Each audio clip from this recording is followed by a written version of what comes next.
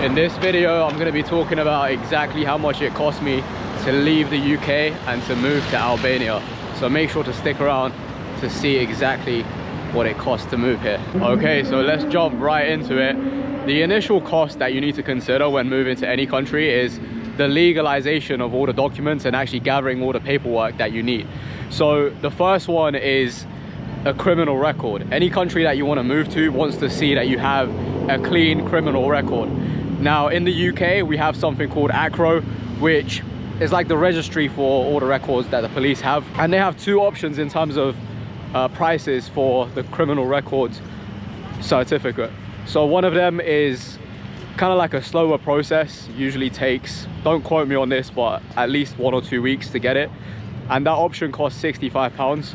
I wanted to get mine a lot quicker because I was in a bit of a rush, so I ended up paying around £115 plus like £7 for an additional copy.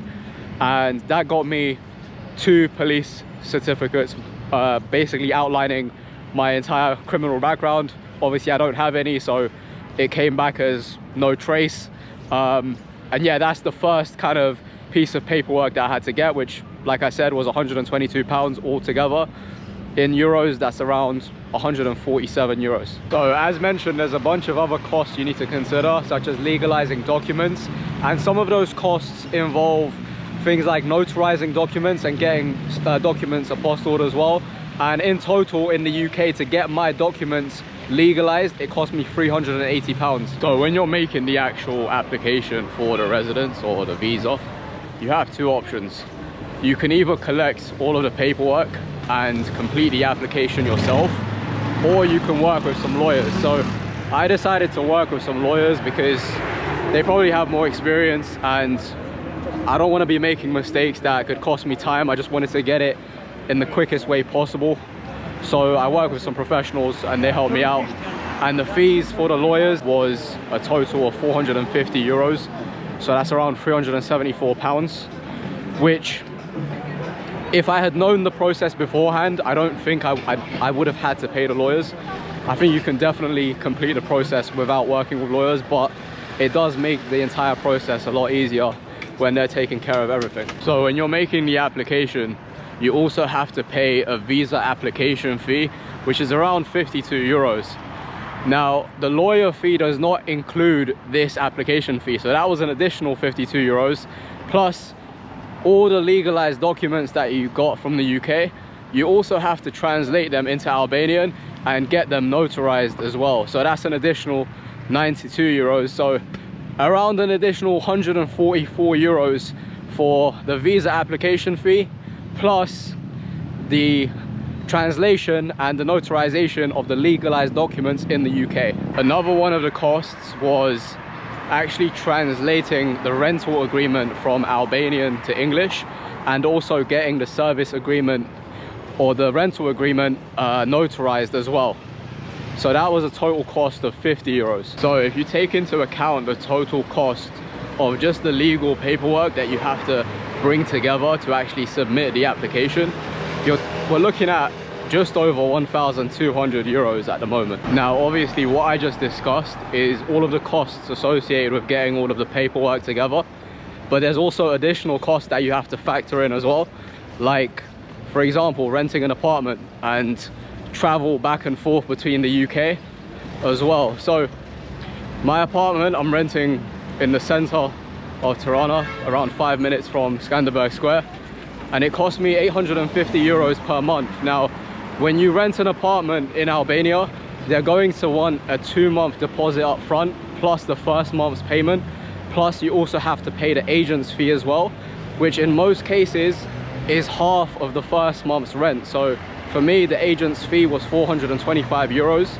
The total that I paid to move into my apartment here was 2,975 euros all in. Now like I said, if I include the cost of going to the UK and coming back to Albania, and you know the time spent there and legalizing all of the documents, that's going to be an additional around 400 euros for my living expenses whilst I was in the UK or in London.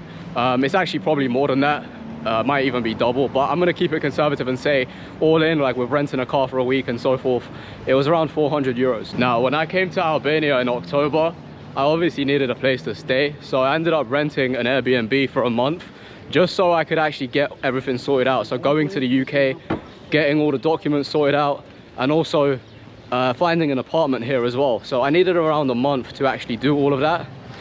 And the Airbnb was in the center, so obviously a bit more pricey, but and you can actually tell now like how much you're going to be paying on Airbnb versus if you actually rent a place long term. So with Airbnb, I paid around 1,300 euros for the month for a 1-bedroom studio apartment in the city center.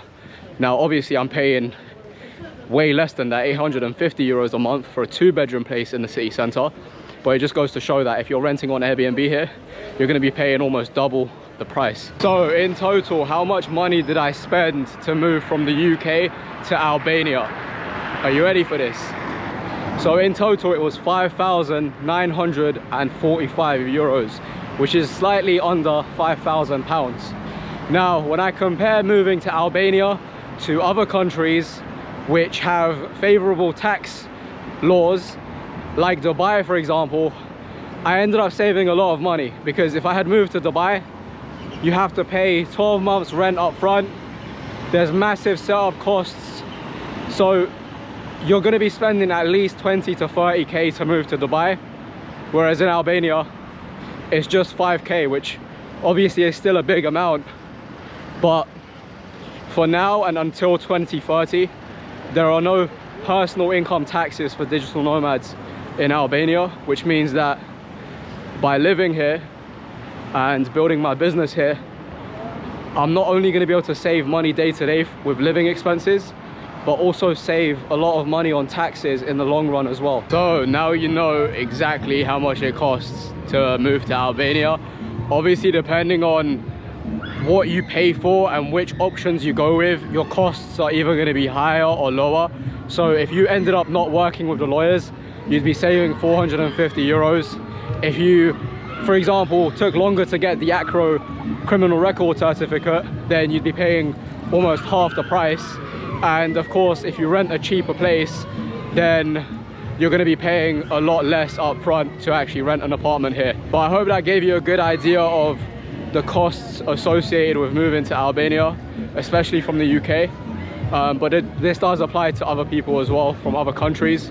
And yeah, this is kind of stuff that I wish I had known before I moved here. So I don't think anyone else has an in-depth breakdown of the exact costs anywhere else on YouTube. So I wanted to provide this as a form of value.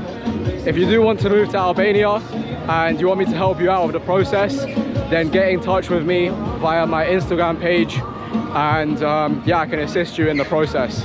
But apart from that, I want to thank you for watching the video. If you want to see more videos in Albania in the future, my experiences living here and kind of like my comparison between Albania and other locations for digital nomads, then make sure to subscribe to the channel. I will see you on the next video.